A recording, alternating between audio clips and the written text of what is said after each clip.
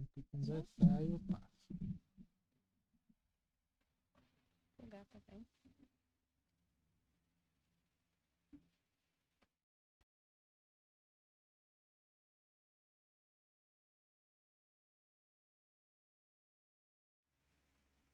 Já estamos no ar, o Tic Tac Podcast. Hoje a entrevistada é ela, a doutora Patrícia, secretária de Assistência Social de Açailândia.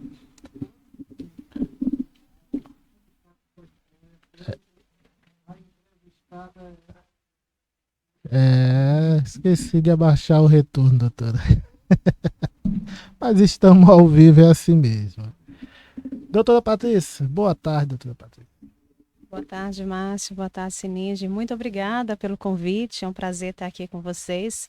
A gente falar de um assunto aí tão interessante, né? Importante e que está no momento, né? Verdade. Sininha, fica à vontade, Sininha. Boa tarde, Márcio. Boa tarde, internautas.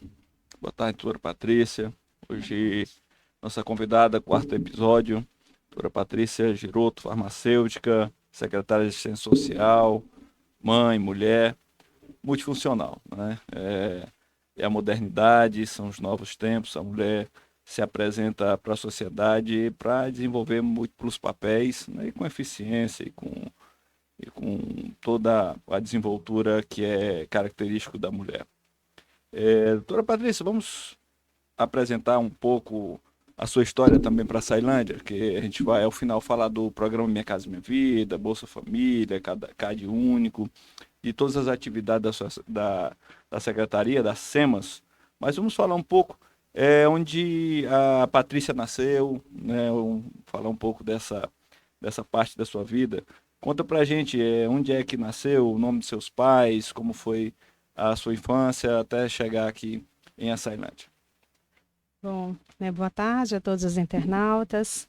Bom, eu sou a Patrícia, né? Como você bem colocou, uma mulher como tantas outras aí, multifuncionais, porque a mulher hoje, cada dia mais, ela tem buscado mais papéis, não com o objetivo de tomar o espaço do homem, mas na verdade com o objetivo de estar somando ao lado dele, né? Eu acho que esse que é o principal papel das mulheres multifuncionais. Então eu sou nascida em Goiânia, né? Vim de Goiânia. Meus pais se chamam Sebastiano e Moacir. Meu pai é falecido, faleceu há pouco tempo atrás. E me casei lá em Goiânia e vim para o Maranhão, né, junto com meu esposo, há mais de 20 anos atrás. E estamos aqui muito felizes de morar na cidade de Açailândia, que me acolheu, nos acolheu muito bem. Meus filhos são dessa terra maravilhosa, né, do Maranhão, são maranhenses. E eu tenho muito orgulho dessa terra, apesar de ter nascido em Goiânia e gostar muito da minha terra, mas quem me acolheu e me deu a oportunidade foi o Maranhão. E a gente tem que ser grato a isso. Com certeza. Então a senhora conheceu o doutor Roberto, seu esposo, né? Ainda em Goiânia, na época de faculdade, como é que foi esse encontro? Na verdade, a gente se conheceu em Brasília, né? Nos conhecemos, começamos a namorar lá em Brasília. E então ele foi fazer residência, em saúde da família, mudou para Minas. E naquela época que o telefone era mais, não tinha tanto acesso a celular, assim as coisas ainda estavam começando. Então a gente falava muito ao telefone no telefone comum, né? Namoramos aí por 2 anos e aí retornamos para Goiânia para casar. E aí surgiu a dúvida se a gente ficaria em Minas, né? Porque meu esposo ele é mineiro, família lá, mas também tinha família aqui no Maranhão.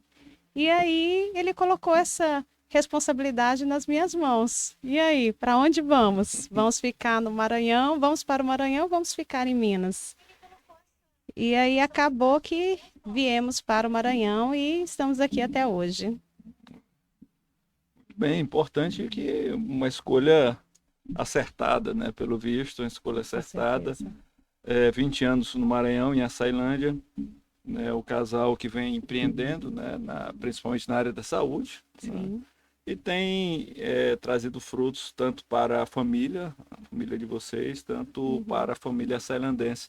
né? Porque pessoas que vieram para cá, como a sua família, para contribuir com a Ceilândia.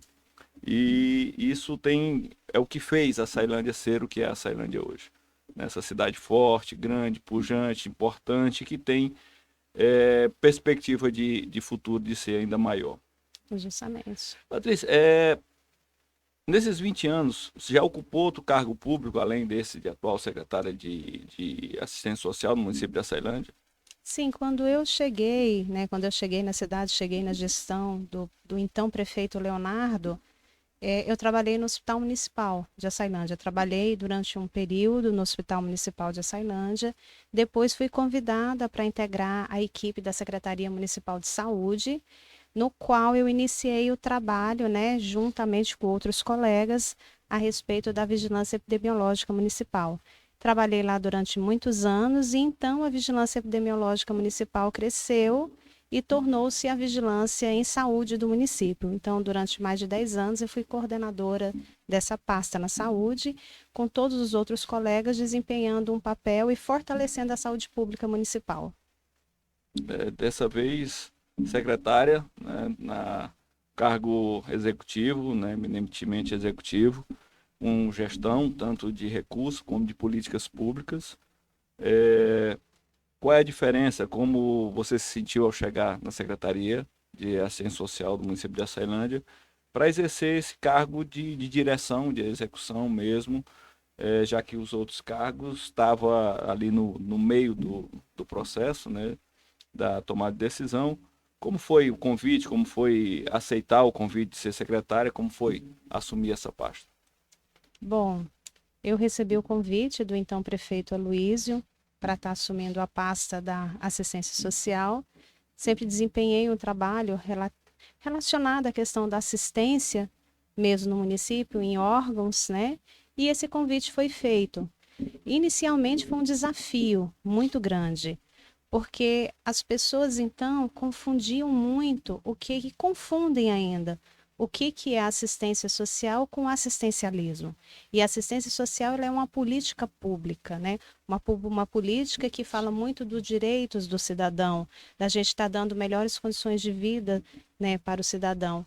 E esse convite ele foi aceito, foi um desafio muito grande, ainda é, né, um desafio muito grande, porque você gerir a pasta, você ter essa responsabilidade na mão, é, essa vontade de querer mudar e fazer muitas coisas te torna assim diferente, né, de ser um coordenador. Porque você ser um coordenador, você às vezes depende de um gestor para te dar a direção. Nós temos um prefeito que acredita muito no seu corpo de secretários. Lógico que todas as decisões são compartilhadas com o prefeito municipal, mas nós temos essa liberdade da gente estar trabalhando enquanto gestor municipal. E isso é muito importante. A assistência social, ela mudou bastante, né? Há 10, 15 anos atrás era apagando fogueira, apagando o fogo, incêndio. Era basicamente no atendimento emergencial da cesta básica, do atendimento mais paternalista do serviço público. Hoje, com muitas políticas públicas estruturadas e políticas de Estado e políticas públicas, a assistência social evoluiu muito, né? Evoluiu muito porque não é mais aquele negócio de ficar batendo na porta para uma cesta básica, passagem. Há algum tempo atrás já servi na Secretaria de Assistência Social, no primeiro governo da Gleide, e assim, era passagem, remédio e buscar para resolver o problema emergencial das pessoas. Hoje são políticas públicas, né, políticas de Estado, principalmente do governo federal. Não tem notícia de ter política municipal na pasta, mas muito políticas públicas formalizadas para isso. Então, de certa forma, facilitou essa gestão, facilitou o acesso das pessoas a essas políticas públicas, porque ela deixa de ser personalista, se vai na cara ou se não vai com a cara da pessoa. As pessoas passam a ter direitos, desde que se enquadrem nesses direitos. Você acha que isso melhorou muito a gestão, melhorou muito a ação dessa pasta junto à comunidade mais carente? Justamente. A gente tem que entender que a política da assistência social, né, o SUAS, que é a política mesmo pública, né, ela se derivou do SUS. Então, assim, como analogia, no SUS nós temos ali os postos de saúde, que é a porta de entrada das pessoas que buscam a saúde. Na assistência social, nós temos os CRAs. Então, a nossa porta de entrada da demanda social, ela é pelos CRAs. Então, a pessoa, a partir do momento que ela passa por aquela vulnerabilidade, seja temporária ou seja por um período maior, ela tem ali aquele órgão da assistência social para ajudar em todas essas políticas, sejam as políticas que são financiadas, né, pelo próprio governo federal, como outros itens até do próprio estado que também auxilia aí os municípios com o auxílio gás, né, o programa do leite que está retornando e tantos outros programas. Então, dessa forma, realmente facilitou muito o trabalho da assistência social, porque além dos CRAs, nós temos também o que a gente chama de serviços de convivência e fortalecimento de vínculos, que são unidades ligadas aos CRAs, que estão em vários bairros da cidade. Hoje nós temos 8 serviços de convivência e que a função principal desse serviço de convivência, o nome fala, fortalecimento de vínculos. Então, a ideia base é enquanto a criança ela está na escola em um horário, no outro horário a gente tem nessa unidade vários profissionais para dar palestras, para trabalhar a parte social. Então, nós temos várias atividades que são executadas dentro desses serviços de convivência, como aula de capoeira, aula de dança, aula de música, além das palestras, né, educacionais e tantas outras atividades que são desenvolvidas nesse serviço. E a gente atende crianças, atende jovens e também atendemos adultos, principalmente da faixa etária do idoso. Tanto é que nós temos hoje um serviço no município, né, que é antigo, o antigo CRAI, que é o serviço de convivência específico para essa população da maior idade.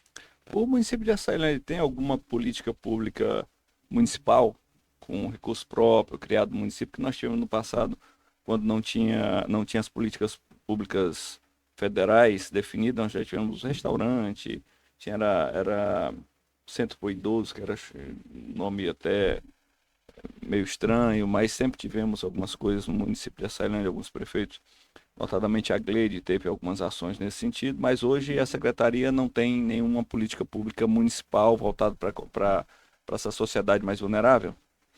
Nesse momento de política municipal, nós estamos assim tentando reimplantar a questão do restaurante popular, né? Isso já é um projeto do governo, estamos tentando reimplantar essa questão do restaurante popular, mas hoje a gente está fortalecendo basicamente a estrutura existente, né? Fortalecendo a estrutura dos CRAs, melhorando os serviços de convivência, ampliando as atividades dos serviços de convivência, para depois a gente pensar nessa nova política municipal.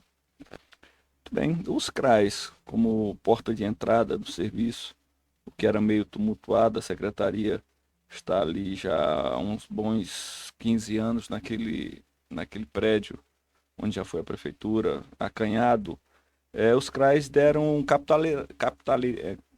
capilaridade ao serviço da secretaria. Quantos CRAs nós temos hoje instalados no município de Açailândia, onde eles estão? Hoje nós temos 3 CRAs, né, instalados no município. A gente tem um CRAs no centro da cidade, que atende essa região daqui do centro, e dentro desse CRAs nós temos uma equipe volante que faz parte dos assentamentos do município e povoados aqui mais próximos. Nós temos um CRAs na Vila Ildemar e nós temos um CRAs lá no Pequiá, que também tem uma equipe volante, que foi implantada agora essa equipe volante, para poder dar mais atendimento a essa zona rural do lado de lá do Pequiá, como Córrego Novo, Novo Bacabal, porque a Açailândia tem uma extensão territorial muito grande, né? E aí estamos esperando o governo federal abrir a oportunidade para a gente fazer a extensão, né, e a aquisição de mais uma unidade de CRAs aqui para o município. Tem o quadro de servidores dos CRAs, são dotados de quais profissionais os CRAs do município hoje? Nos CRAs hoje, nós temos assistentes sociais, né? Nós temos equipe de assistente social, nós temos equipe de psicólogo social, né, que faz essa parte do atendimento, além de técnicos orientadores sociais e técnicos diversos que estão lá no CRAS. Temos um profissional do SUAS também para poder atender e outros orientadores que fazem o atendimento de Bolsa Família, cartão do idoso, passe livre e tantas outras demandas que são atendidas ali no CRAS por esses profissionais. Maravilha. Bolsa Família é o principal, é o carro-chefe hoje das políticas públicas dessa parceria, né? Governo federal, governo municipal. A senhora diria que o Bolsa Família é o carro-chefe desse atendimento ao público? Com certeza. A demanda do Bolsa Família ela é uma demanda crescente, né? Não só no município, mas a gente vê que no Brasil como um todo, né? E por conta dessa demanda estar muito frequente, muito grande, o governo federal ele tem lançado mão de novas propostas e reformulação, né, a respeito do cadastro único. Tanto é que nós estamos aí recadastrando as pessoas, porque com o advento do auxílio emergencial, houve uma migração muito grande no cadastro único. E aconteceu um fenômeno no Brasil que as famílias deixaram de ser famílias e passaram a ser famílias únicas, né? E aí, por conta dessa migração que aconteceu no cadastro único, né? No cadastro unipessoal, a gente chama de família unipessoal.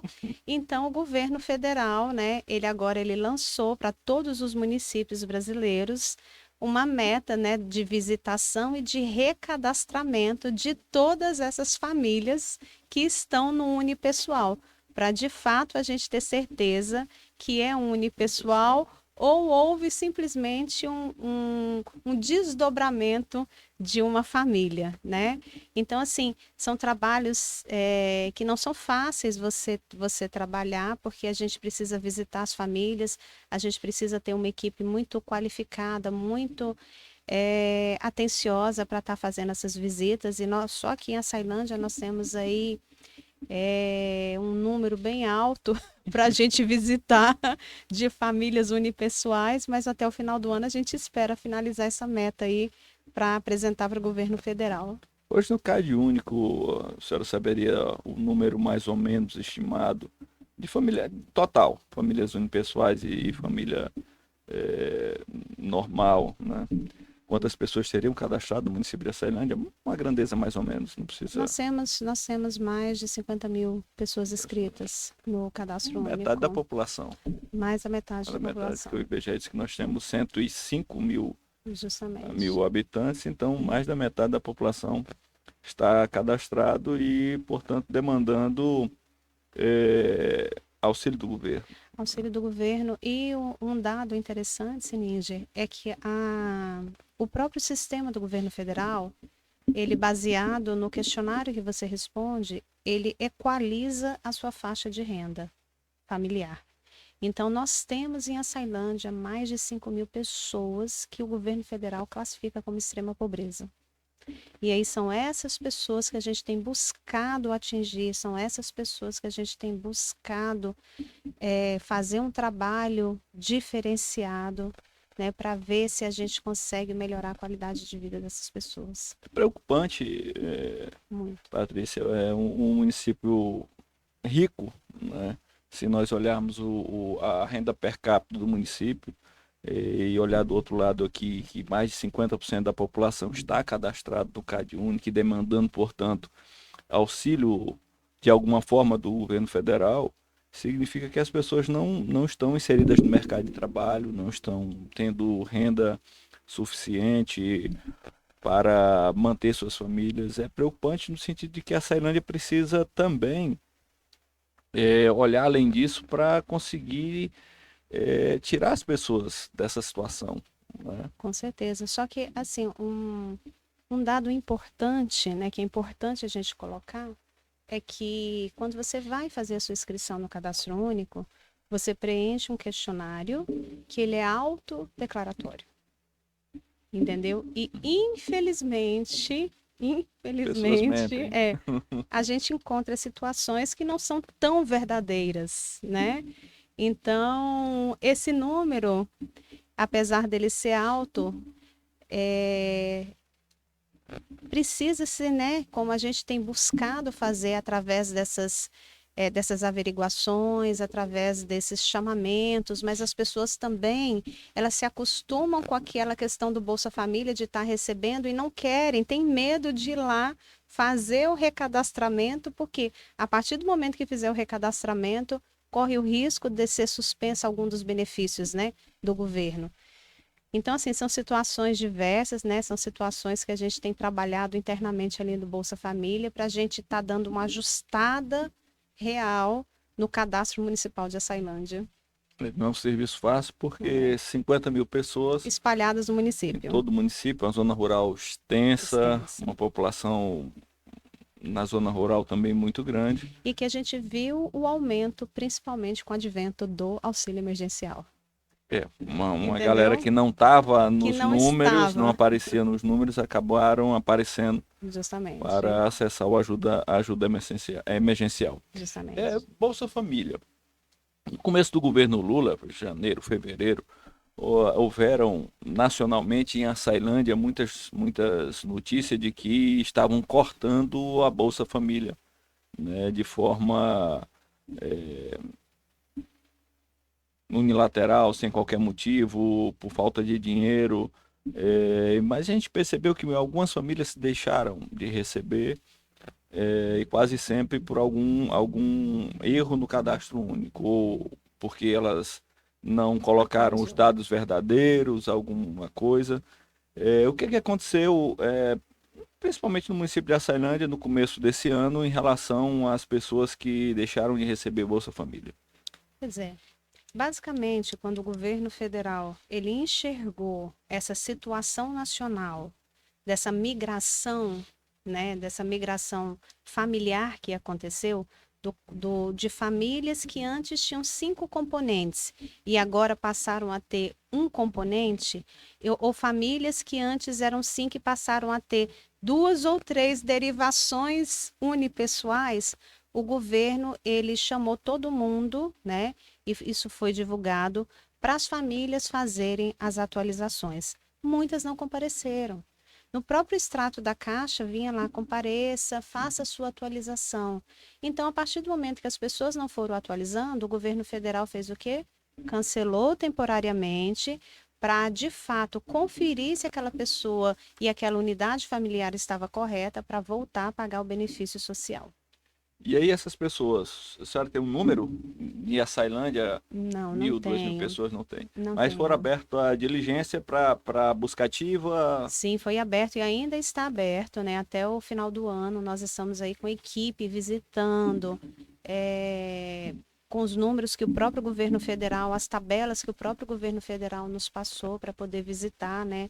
Várias famílias, para ver como é que está essa situação real em loco, né? Porque quando chega a equipe da assistência lá, eles vão avaliar como um todo, se todas aquelas informações do questionário que foram preenchidas, elas são verdadeiras. Também o CAD único é um avanço, né? Penso ser um avanço importante, como na saúde, que é a mãe da SUA, né? Uhum. Tem a carteira do SUS, né? Que reúne todos nós brasileiros. O CAD único, ele trouxe um avanço para que as pessoas, independente do nome, do conhecimento, do vereador que votou, do presidente da República que votou, elas, de posse de informações verídicas, tenham acesso às políticas públicas. Foi uma evolução, é importante o CAD único. Sim, de fato, o CAD único ele veio para poder ajudar justamente essas pessoas que estão numa vulnerabilidade social. Então, assim, a ideia do CAD único, ela é muito boa. Na verdade, assim, quando o governo federal ele disponibiliza recurso, e a gente sabe que o cofre público, o desembolso do cofre público, ele é gigantesco quando a gente pensa em Brasil, né? Porque nós estamos falando aqui de Açailândia, mas você imagina isso em toda a extensão territorial do Brasil. Então, é um grande desembolso. Então, assim, naquele momento que você está passando por uma necessidade, você ter esse apoio do governo, ele é muito importante para você suprir pelo menos as necessidades básicas da sua família, pelo menos o básico. Mas a gente também sabe que, infelizmente, né, existem pessoas que às vezes não entendem que esse CAD único, na verdade, seria para quem realmente precisa. Mas isso faz parte, né? E aí a gente tem todo um trabalho de logística, todo um trabalho de investigação, né? Todo um trabalho de conferência para a gente estar alinhando esse cadastro único. Mas é proposta do governo, né? É proposta do governo a criação de um cartão SUAS, Ao modo do cartão SUS. justamente aos modos do cartão SUS. Então, em reunião em São Luís, eles já falaram para a gente que eles têm interesse, né? O governo federal tem esse interesse de estar colocando, porque, na verdade, às vezes a gente tem assim dificuldades, né? Principalmente com Bolsa Família. Vem de um estado, vem para outro, aí você tem que fazer a transferência. Então, assim, tem toda uma burocracia atrelada aí ao CAD único e principalmente ao Bolsa Família. Então, a partir do momento que se cria esse cartão SUAS, essas facilidades, essas transferências, elas ficariam bem mais fáceis. O CAD único, quais os critérios que o cidadão precisa ter para acessá-lo?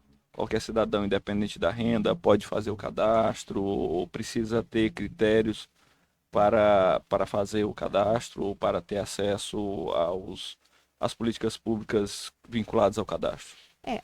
A inscrição no cadastro único, a inscrição, ela é gratuita para qualquer pessoa. A permanência no cadastro único, ela é vinculada a uma renda per capita, né? Então, assim, o governo federal, ele estabelece todos os parâmetros, né? Todos os parâmetros para a pessoa permanecer ali no cadastro único com uma renda per capita baixa, né? Em torno aí de 300, né?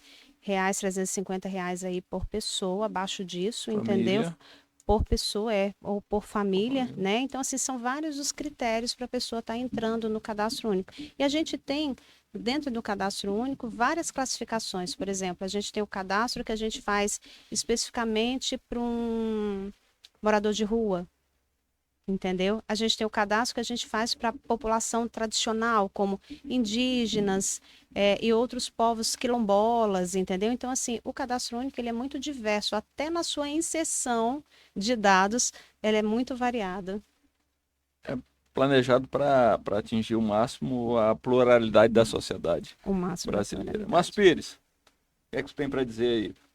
Rapaz, tava fazendo compartilhamento do link. É. Aqui a gente tem que cantar e assoviar tudo no mesmo tempo. Mas agradecer aí os amigos da imprensa, Carlos Cristiano, que está fazendo a divulgação, obrigado por ajudar nesse compartilhamento. Eu acredito que já está na. Tem mais algum informativo da secretaria para a gente já entrar já na Minha Casa Minha Vida?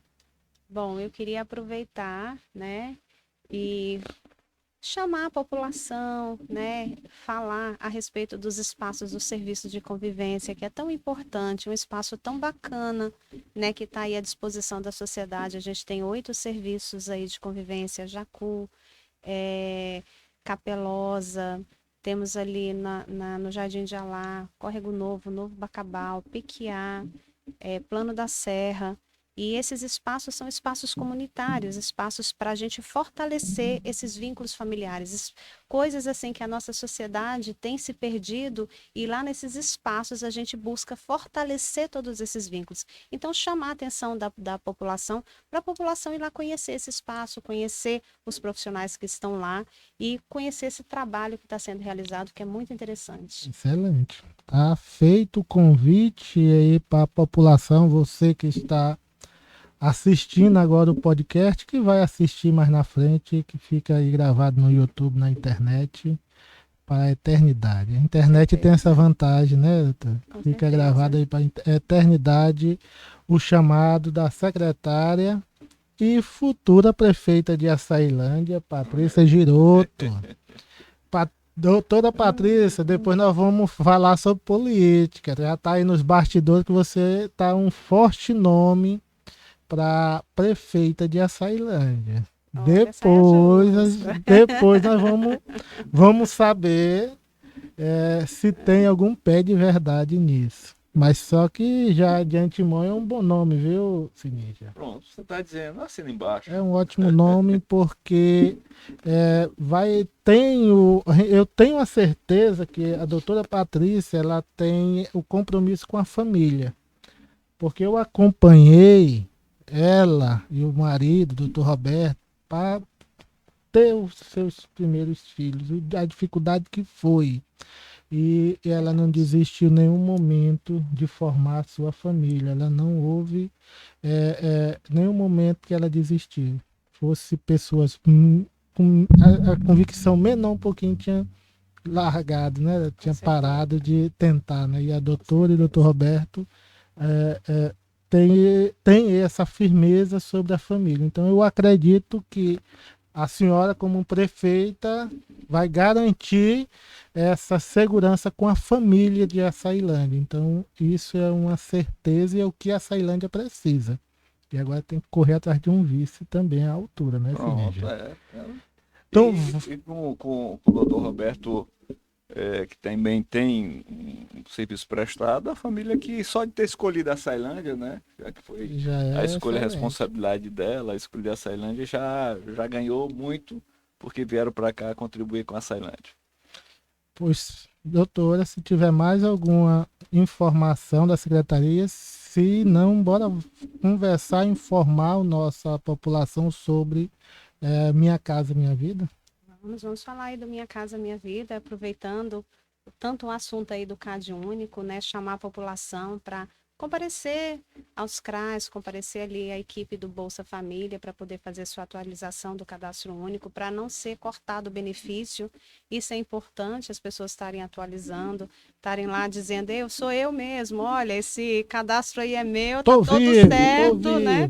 Para continuar recebendo essa ajuda aí do governo federal, que é tão importante, e a gente sabe que é importante aí para tantas famílias.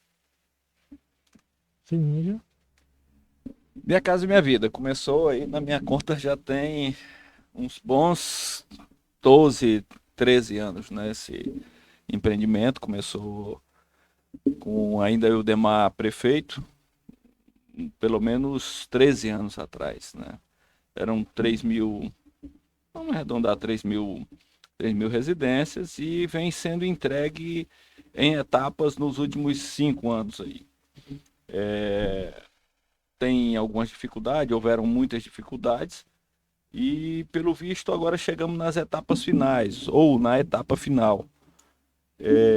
Dessas 3 mil casas, quantas restaram para essa etapa final? Qual o número de residências total que vão ser entregues, entre as entregues que já tem destinatário e as que vão ser sorteadas, quantas são as unidades dessa última etapa? Ou se é a última etapa também, né?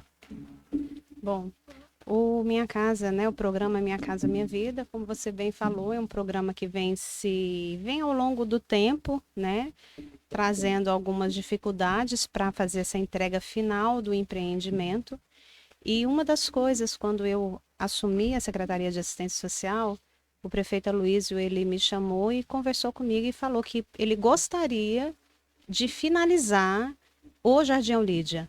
Por quê? Porque a partir do momento que a gente consegue finalizar o empreendimento Jardim Lídia, nos abre a oportunidade para ter novos empreendimentos no município. E a gente vê isso, que muitos municípios aí estão com empreendimentos parecidos com o Jardim Lídia travados, né? Então, quando nós assumimos a secretaria, uma das coisas que nós fizemos é justamente esse diálogo com a Caixa Econômica Federal, para reorganizar toda a documentação legal e tudo o que precisava para a gente conseguir fazer as entregas. E começamos a fazer os sorteios dos endereços, né, a partir daquele sorteio inicial de 2014, e agora sobraram, né, que não apresentaram, por pessoas que não se apresentaram da lista original ou pessoas que estavam fora dos critérios elegíveis, Então, sobraram agora 320 unidades. E essas 320 unidades, para ser de uma forma mais transparente e respeitando o decreto também que foi feito anterior, que foi feito um sorteio, por bem está sendo feito esse sorteio aí à disposição da população dessas 320 unidades. Mas vão ser entregues mais? Tem outro número que serão entregues junto? Entregue que eu digo pelas construtoras, né? Sim, Na minha conta estava faltando umas 600, 700 sim, casas. sim, sim. É porque assim, para o sorteio são 320 unidades. As unidades restantes, para poder fechar as 320 unidades, elas são ainda do cadastro de reserva e da área de risco. Então, essas pessoas que esses processos já estão aprovados, já estão lá em São Luís, só aguardando a finalização desse sorteio para a gente fazer a entrega conjunta. Mas tão logo se realiza o sorteio, tão logo a gente seleciona esses beneficiários e resolva a parte da documentação legal deles, nós já vamos fazer a entrega do empreendimento total. Não ficará mais nenhuma unidade a ser entregue. Só para a gente deixar claro, porque assim, as pessoas têm em mente que serão entregues 650 ou são 700 casas, e aí quando eles estão fazendo a conta na rua, está faltando casa. Então, só para explicar, nós temos um universo de 600, 700, não sei o número certo, mas desse universo, uma parte dele já está contemplada Já no está sorteio contemplado. de 2014. Justamente. Restaram 320 casas, Justamente. que as pessoas, por qualquer motivo, perderam o direito ou deixaram de acessar o direito às casas e vão agora participar de um novo sorteio. De novo sorteio. Porque as pessoas vão acabar percebendo que tem mais do que 320. Entendi. E acabar fazendo essa confusão. Olha, alguém deu. Entendi. Porque está na rua que estão procurando vereador, prefeito, secretário. E se a gente não explicar quantas são Desmistificar, né? Total, e essa outra parte que falta, que já tem proprietário que é desde 2012 que estão tá aguardando essas casas, justamente. É porque, assim, a entrega, a gente tem que entender que, assim, essa etapa agora, ela só pode ser entregue conjunta. A gente não pode entregar de parte de beneficiários e deixar outras casas sem entregar. A gente tem que entregar um empreendimento da etapa como um todo. Então, parte dessas casas, né, como você colocou, vou colocar aqui novamente, veio desse sorteio ainda, do cadastro de reservas, que constantemente a gente estava publicando essa lista, chamando as pessoas para comparecer, ou determinadas pessoas que foram chamadas, e a gente tem que entender que o programa Minha Casa Minha Vida, ele é um programa de financiamento de baixa renda, que passa pela Caixa Econômica Federal, pelas regras da Caixa Econômica Federal. Então, não é a Patrícia, não é o Aloísio, não é ninguém que define os critérios. É o próprio sistema que define os critérios. Então, se eu não estou apta, automaticamente aquela casa, ela vai para o próximo beneficiário. E assim a gente foi chamando, até se esgotar a lista. Que é o justo, né, doutor? Que é o justo, né? Então chegou, aí nós temos parte desses processos que já estão em São Luís aguardando a entrega dessas casas, né? Dessa etapa como um todo, e agora a gente precisou fazer esse sorteio para completar esse cadastro dessas pessoas para todos receberem. Doutora, na cidade, e nós aqui no nosso Zap, tem muitas pessoas já, né? Eu digo muito que já passou de 10 pessoas mandando áudio dizendo que tem vereador e vereadoras em Açailândia vindo na casa, pegando um documento e falando que vai fazer a inscrição. Os vereadores estão fazendo essas inscrições ou não existe isso lá na secretaria? Tem que ir a pessoa mesmo fazer? A pessoa tem que ir. As inscrições, né? Ela está regida por um edital. O edital está lá na página da prefeitura, né? Quem quiser acessar, pode acessar lá, Prefeitura Municipal de Açailândia. Na página inicial da prefeitura tem lá, acesse o edital, e lá no edital estão descritas todas as regras de como que estão sendo, quais são os critérios, a data de sorteio e tudo mais. As inscrições, elas iniciaram dia 4, né, desse mês, vão até o dia 21. somente a pessoa pode fazer a sua inscrição e elas estão sendo feitas na própria Secretaria Municipal, justamente para a gente ter esse controle. E aí eu peço para a população que não precisa dormir na fila, porque nós estamos distribuindo 700 senhas por dia para as pessoas irem fazer a sua E o inscrição. tamanho dessa equipe? Você imagina o tanto de gente que está sendo envolvida para a gente conseguir dar conta, né, de atender toda a população. E eu falo para você que a gente distribui 700 senhas, isso incluindo as prioridades, né, que tem 100 senhas específicas para prioridade. Dá ali em torno de 3 horas da tarde, a gente atendeu ali 650, 630, 660 pessoas e não tem mais pessoas para atender. Entendeu? Verdade. Então, assim, dá para as pessoas irem, não precisa ficar dormindo na fila. Eu sei que houveram áudios aí que correram a cidade, as pessoas acreditando que as inscrições iam ser só aquele dia, que não ia ser, que não ia há tanto tempo, não ia se prorrogar tanto tempo, mas até o dia 21, a equipe da assistência social está lá fazendo as inscrições. Então, assim, se alguém for atrás de você para poder pegar o seu documento, isso não é verdade. As inscrições são feitas lá na própria secretaria. Isso serve para vereadores e para qualquer pessoa, né? Pra Pode ser todos até os um cidadãos. golpe também, né? Você pode correr risco de estar caindo em um golpe, né? Justamente, Conforme a justamente. secretária está passando e comunicando, só o proprietário, o dono do documento que faz a inscrição. Não existe procuração, né? Não existe, a não ser, salvo engano, uma pessoa que tem deficiência, Tomara. né? Uma pessoa que tem deficiência, que aí existe Já os tem um critérios, tutor, o local tem o tutor, né? definido. Existem todos os critérios legais para essa pessoa estar fazendo a sua inscrição. Assim como pessoas que estavam dormindo na fila e cobrando, né? Pelo lugar. Então, assim, gente, não paguem, por favor. Já estava loteando já. Né? Não paguem, porque assim, vai ter, assim, nós vamos atender até o último dia, todas as pessoas que quiserem se fazer a inscrição até o dia 21, nós vamos atender toda a demanda que chegar até a Secretaria de Assistência Social. A documentação, doutora Patrícia. Qual é a documentação que a pessoa tem que levar? Olha, a documentação inicial, ela precisa levar tanto tanto a cópia quanto o original do documento de identidade, do CPF, do comprovante de endereço. Se for casado, precisa levar do cônjuge, né? Porque como é um contrato de financiamento, a gente tem que lembrar que quem assina é sempre o casal, né? Não é sozinho. Então, e estar com o cadastro único atualizado, que isso é de suma importância. Por quê? Porque se a pessoa for sorteada, lembre-se que lá no edital existem as regras, né? Então, parte do sorteio vão ser baseado naquelas regras para as pessoas estarem ganhando as suas casas. Tá. Aí a identidade. Tem pessoas que ainda tem identidade quando estava com 15 anos. Essa identidade serve ou a pessoa tem que tirar outra identidade? Para fazer a inscrição, não tem problema, mas quando ela for fazer o contrato com a Caixa vai exigir a identidade já do padrão novo. Já no padrão novo. Né?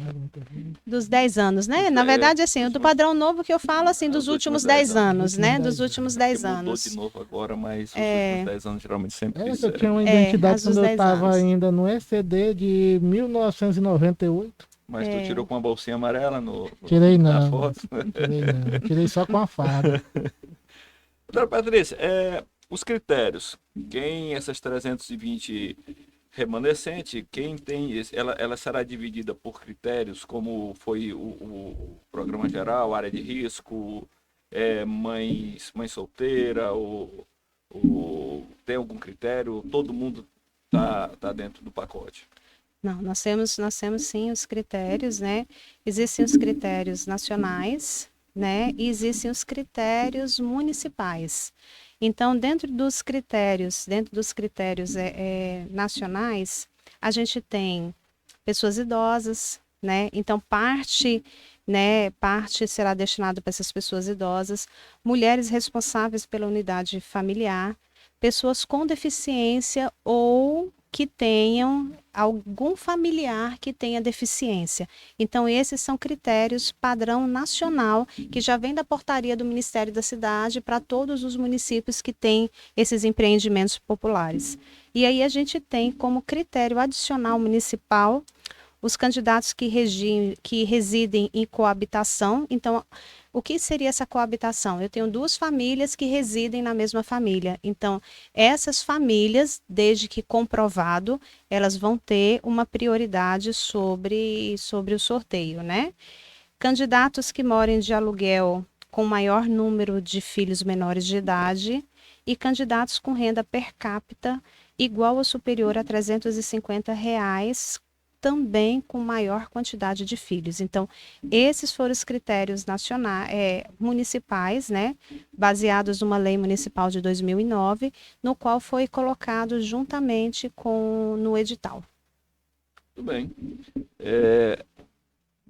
Uma questão que aflige quem pensa a Ceilândia estrategicamente é área de risco. Pelo menos das 3.000, pelo menos 600, 800, 1.000 casas foram entregues para pessoas de cadastro de área de risco. No entanto, não vimos nenhuma das áreas de risco ser extinta ou pelo menos diminuir um pouco. Tem ou terá fiscalização a respeito disso, porque a tônica aqui é cadastro na área de risco, acessa a casa, vai, mas aluga o barraco, a casa que está na área de risco, ou vende e retorna para lá.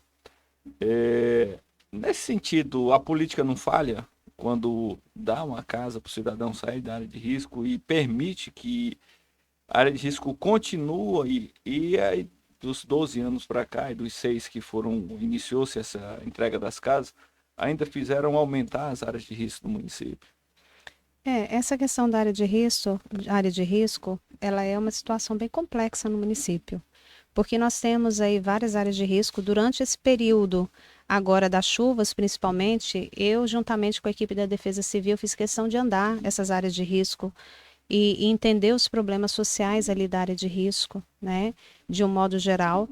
E a gente sabe que a pessoa ela é contemplada com esse benefício, mas muitas das vezes ela acaba realmente passando por um parente, acaba passando por um filho, ou alugando aquela unidade anterior, porque infelizmente não se conseguiu documentalmente, né, a gente eliminar aquela residência. Então, essas novas áreas de risco, as pessoas que a gente está conseguindo remover dessa área de risco, existe sim um trabalho municipal para a gente conseguir diminuir o impacto, né, dessa área.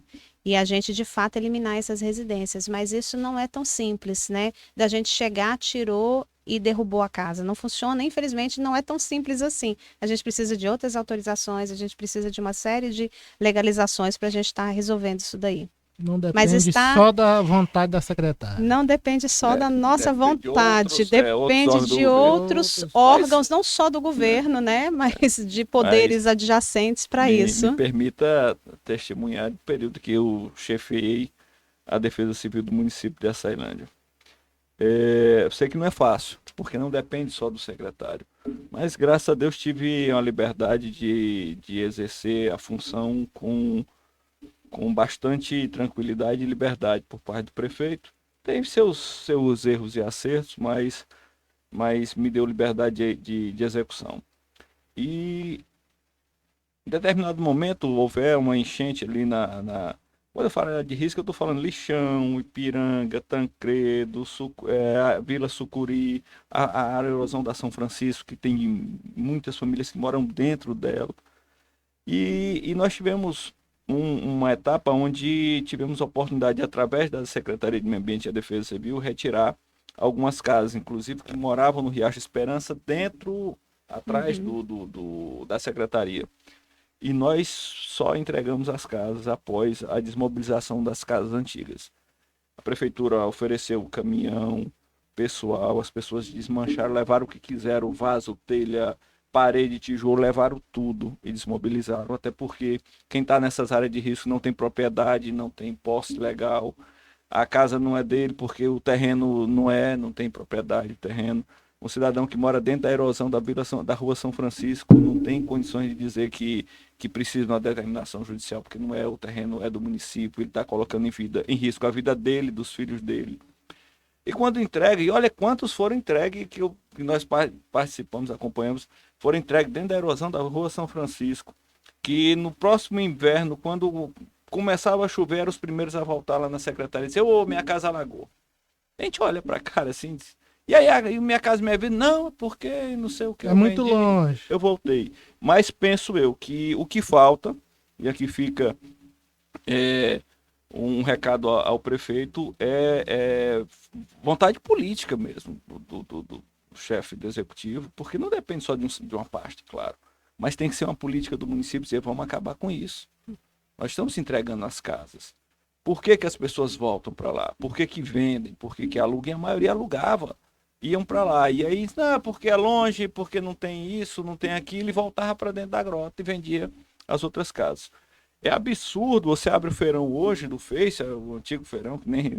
mas abre o feirão do Face, hoje você tem 10, 15 casas todos os dias sendo vendidas. Né? E essas pessoas seguramente vão voltar para lá, porque elas não vão se embora de Açailândia, vão voltar para lá. E aqui fica um recado ao prefeito Aloysio, que é preciso resolver o problema. Ele está lá dentro da erosão com os tratores tentando tirar, mas daqui a pouco ele vai chegar onde moram pessoas, dentro da erosão, já lá na rua Lamanto Júnior, já no Brejo do Sapo lá embaixo. E essas pessoas precisam sair de lá, mas o município também precisa cobrar que não volte e garantir que não voltem. Né? E aí o município tem poder de polícia para isso. E eu penso que não é um serviço, não faz bem à sociedade o governo entregar a casa, o cidadão vender e voltar para lá. Penso que é um desserviço à sociedade, e aí fica aqui mais uma dica ao prefeito para que tome medidas no sentido de que as pessoas que nessa etapa saírem, pelo menos não volte, que a gente já vai conseguir diminuir um pouco mais essa situação. É a intenção, né? É a intenção do prefeito justamente a gente, né? Porque parte dessas casas estão sendo destinadas às áreas de risco, né? E é a intenção do prefeito Aloysio que parte desses problemas, eu não vou dizer que totalmente, porque a gente não consegue resolver todos os problemas de área de risco de uma vez da cidade, mas parte desse impacto aí seja minimizado. O início já está acontecendo, né? É, justamente. A gente fez um trabalho, né? Você que acompanhou a pasta do meio ambiente sabe que não é fácil, né? A Defesa Civil é um órgão muito competente que trabalha muito junto ali com o meio ambiente, e a gente fez um trabalho conjunto agora com a assistência social para justamente atender essas famílias aí. E não são trabalhos fáceis, porque as pessoas não querem sair, né? Você está ajudando, você oferece a casa. Nós demos oportunidade de escolha de casa, demos várias oportunidades, demos caminhão para mudança, tudo, e as pessoas diziam, não quero sair, porque eu nasci aqui e vou continuar aqui. Então, não é fácil. Criou ali a família, tem um amor pelo local, ali está a raiz, está o emocional da pessoa, tá as lembranças. Não é fácil mesmo a pessoa ter que largar o seu local onde ele está morando. O bom mesmo é a pessoa ajeitar e deixar a pessoa lá, né? Se tem ver como. Mas ele tem que avaliar o risco, né? A gente tem que avaliar o risco. Um cidadão que está dentro da grota da Rua São Francisco, aí ele tem um amor por aquilo ali, cara. Esse ninja. Não entendo, não. Fui chamado, me deram um puxão de orelha aqui no WhatsApp. Disse, por que tu não tá fazendo pergunta? Tu não tá? Disse que eu não tô perguntando, pessoal aqui da rede social. Disse que eu não tô perguntando nadinha pra doutora. Pois pergunte. Pergunte. Rapaz, o povo não perdoa, viu, filhinho? Ei, doutor, o povo não perdoa. Não. Mandou aqui no WhatsApp. Pergunte. Mas por que é que você não tá perguntando nada? De guerra, o povo tá ligado. O povo não perdoa, né? Sim, sobre Minha Casa Minha Vida, tem mais alguma informação para passar para os nossos? Que o sorteio, ele vai acontecer dia 1º, né? Dia 1º de agosto, vai ser no estádio Pedro Maranhão. Os portões vão estar abertos a partir das 16 horas. Vai estar a equipe da Caixa Econômica juntamente com a Vai ter transmissão auditoria. ao vivo também? A nossa intenção é fazer a transmissão ao vivo para as pessoas que não quiserem estar lá presentes, mas todos estarem acompanhando o sorteio.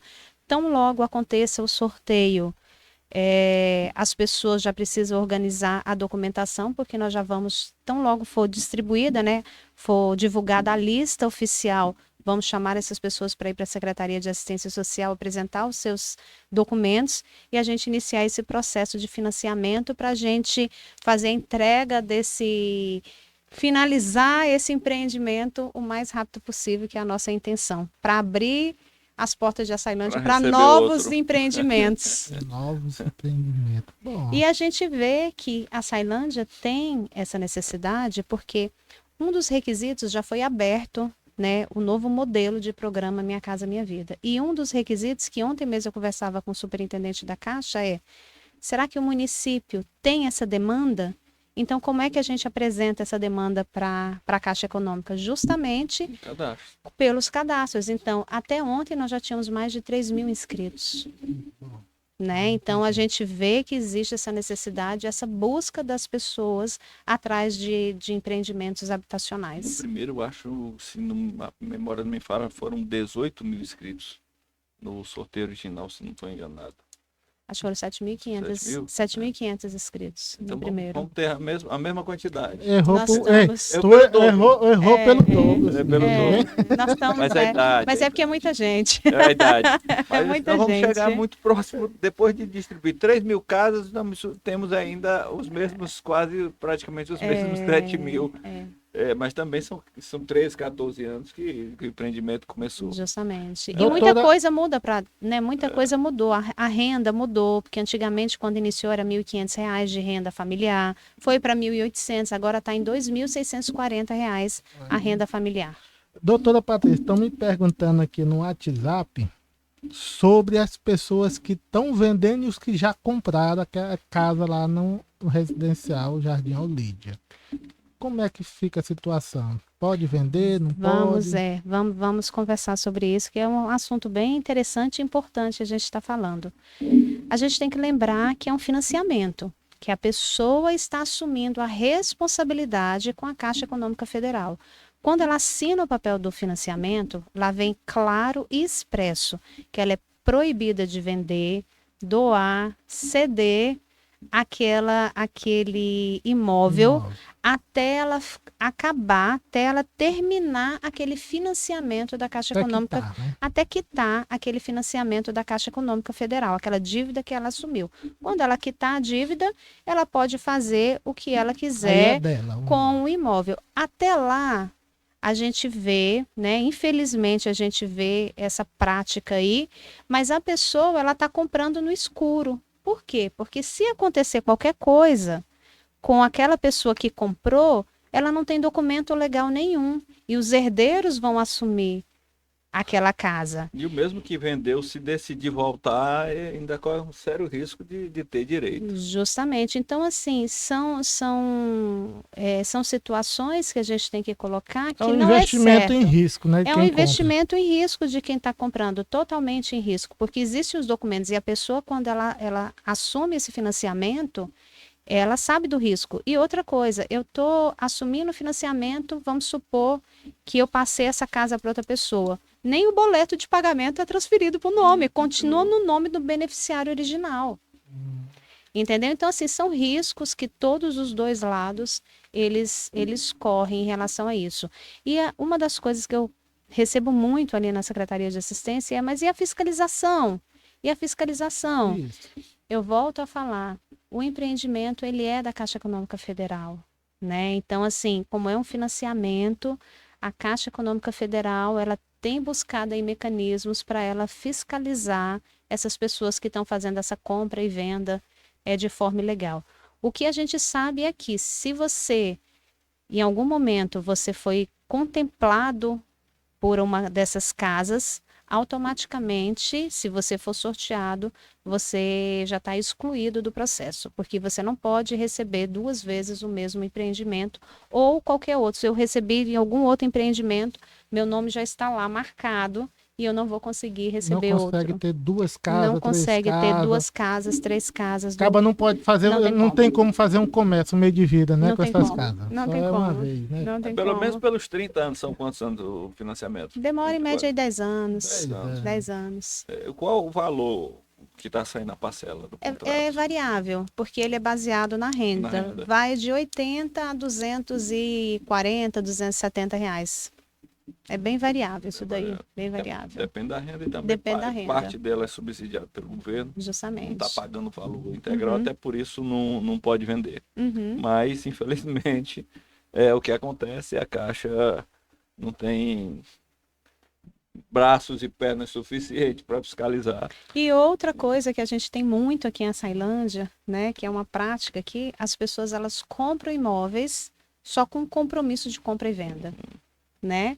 E não transferem, não fazem a transferência oficial do imóvel para o seu nome. Então, quando ela vai requerer um financiamento desse, às vezes acontece de não ter nenhum imóvel no nome dela. Por quê? Porque ela só tem um contrato Um contrato de compra e de venda. compra e venda, não tem nada Isso oficial. Aí, pra nós aqui é um documento validado todo. Até no fio do bigode. Até no fio do bigode. Justamente. Então, assim, eu falo para todos que me procuram, se você tiver prova, me traga esses documentos e a gente passa para a Caixa Econômica Federal para ela estar fazendo essas fiscalizações mais efetivas. Muito bem, Já estamos, já mais de 1 hora de live. muito bem. Agora, eu acredito que já dá pra gente saber, né, sobre esse boato que estão dando como certo o seu nome como candidata à sucessão de Aloysio em Açailândia. Já houve essa conversa, doutor Patrícia? O que é Não, verdade, não o que é Verdade, boato. o que é boato? Não houve essa conversa, não houve essa conversa, né, em relação a isso daí. Na verdade, assim, quando você quer o bem da cidade, né, quando você procura fazer o seu trabalho com coerência, nomes bons vão surgindo, né? Nomes bons vão surgindo. Mas eu estava até comentando anteriormente aqui com o Sinise, a gente pode ajudar de várias formas, né? Não necessariamente dessa forma, mas de outras formas nós podemos estar ajudando aí o município. A candidatura é um desejo para agora, para o futuro? Nunca passou na cabeça? Nunca passou pela minha Doutor cabeça. Roberto está na frente nessa fila, como é que é, essa questão de candidatura?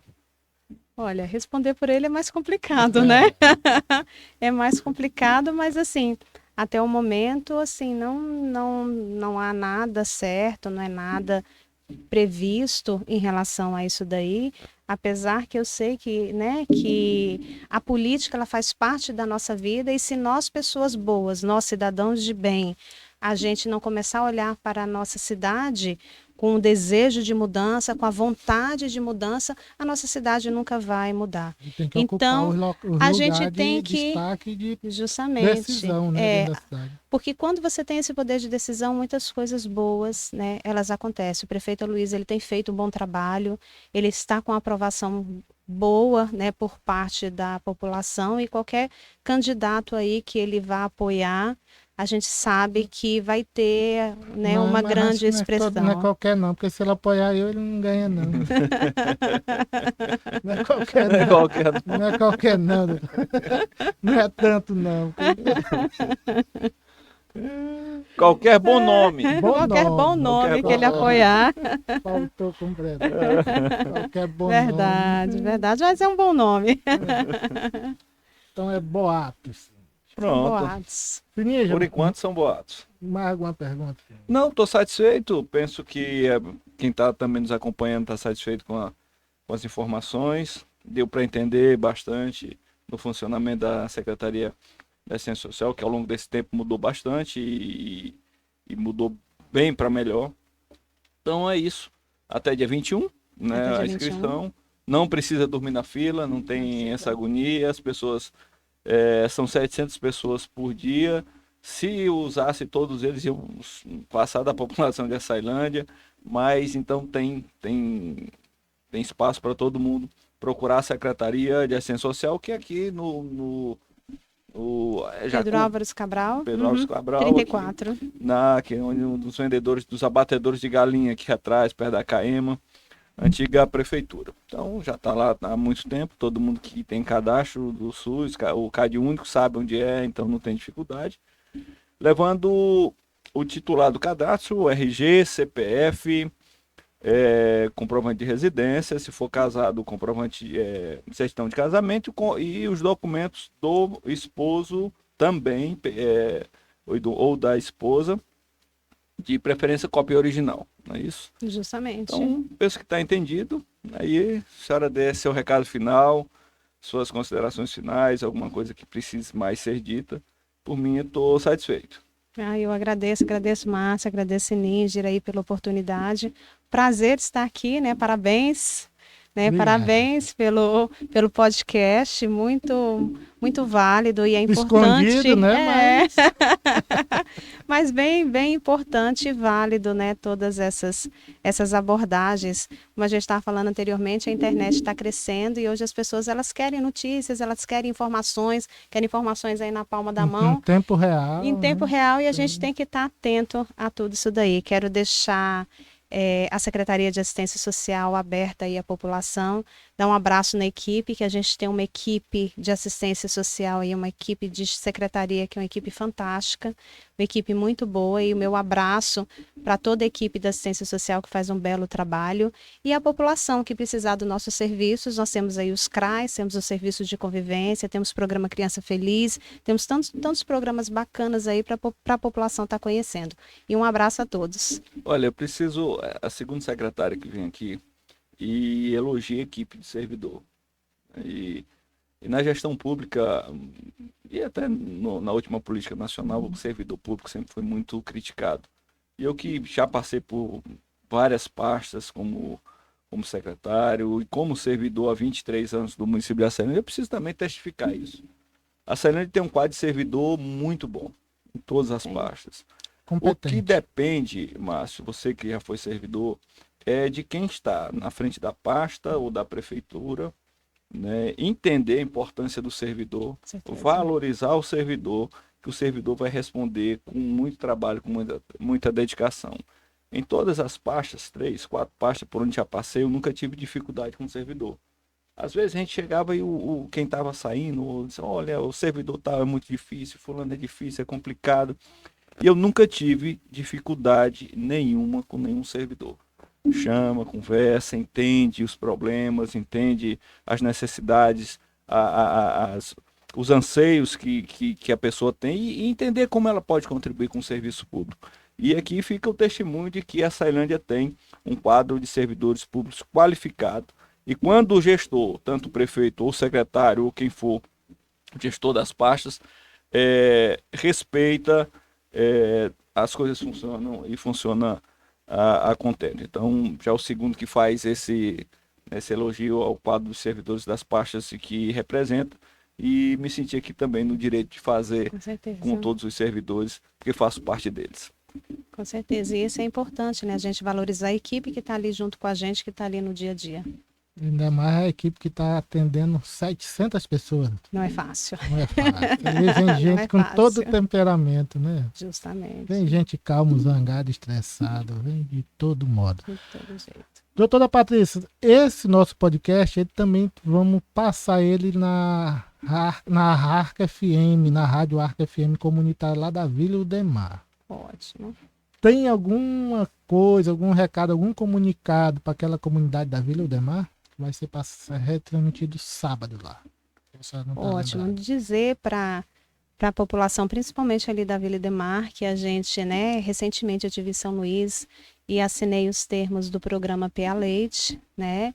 E é um programa que atende bastante, né, a população, principalmente a população da Vila Udemar, que tanto é que a gente se concentrou, nosso ponto de apoio é lá na Vila Udemar, para facilitar a distribuição, e tão logo a distribuidora autorize, a gente já vai estar iniciando o programa PA Leite para atender mais de perto aquela comunidade. Da Vila Udemar. Da Vila Udemar. Então, tá. E não só a Vila Udemar, mas principalmente a Vila Udemar.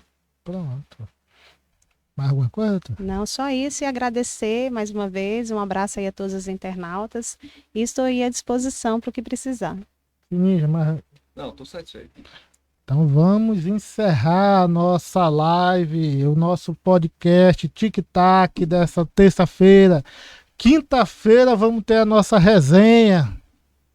A resenha geralmente vem bomba, né? Essa bombazinha aí que vem fazendo a contagem, doutora Patrícia, na quinta ela vai explodir. Quinta-feira não perca o podcast Tic-Tac, que Polêmicas. polêmicas, denúncias, vai movimentar os bastidores da política da região. Quinta-feira, podcast Tic-Tac. Essa bombazinha não é à toa não, viu, doutora Patrícia? Mas vamos encerrar, obrigado. Sugestivo. Sugestivo, né? Sugestivo, né? E vamos fazer o encerramento do nosso episódio 4 do Tic-Tac. Agradecer quem fez o compartilhamento, ajudou impulsionar o nosso trabalho. Obrigado você que está aí. Obrigado, Carlos Cristiano, do portal CC News, que sempre está aí nos apoiando. É o nosso diretor de programação lá da Arc FM, Carlos Cristiano. Um abraço para Carlos Cristiano e desejando aí saúde, que ele tenha uma melhora. Ele tá meio doente esses dias, o Carlos Cristiano.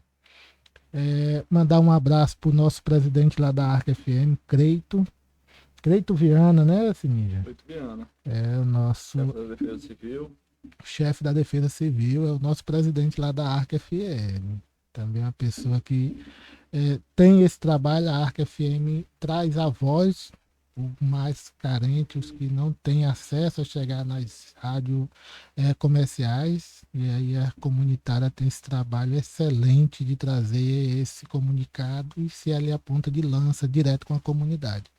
E a Vila Eudemar tem essa rádio comunitária e graças a Deus a população reconhece, valoriza e tem como sua aquela rádio Arc FM. E vamos aqui encerrar, né, o nosso podcast. E quinta-feira nós estamos